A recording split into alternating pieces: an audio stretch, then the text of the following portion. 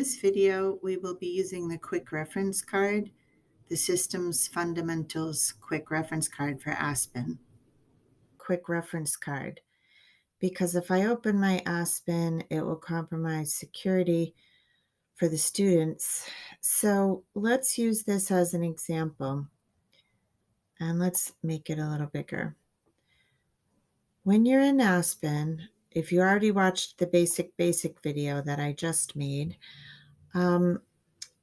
you know how to get to the student tab. When you're on the student tab and you want to get back to another screen that you were just on, don't go up to the top left corner of your Chrome window and hit the back arrow, because that will disrupt things. Right here where you see it says student list in blue and then this particular student's name, these are called breadcrumbs.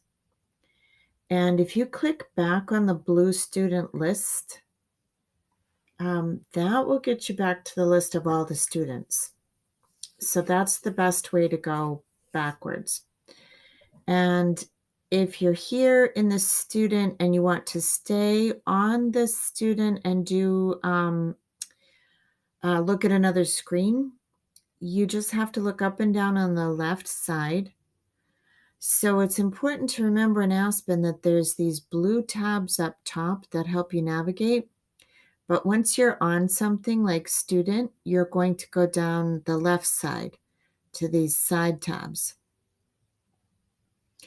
I'm on details right now. And to make things even more confusing, there are now these little tabs called subtabs. So here's details. What can I click on inside details? Well, there might be demographics, addresses, a photo. There's different things in different schools, so you'll have to check out what is available to you here. Now, what if you are on a student like this that has the first letter A, and you want to go to a student with the last name Adams? You can click this triangle over here that points to the right, and you might have to only go a couple students forward to get to the Adams student.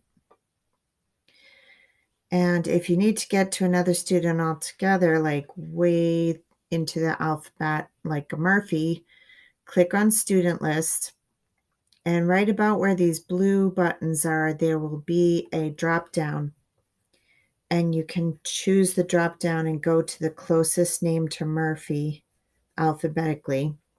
And then once you click on that section, you should see a bunch of students listed vertically, and you might be able to just quickly scroll down to Murphy.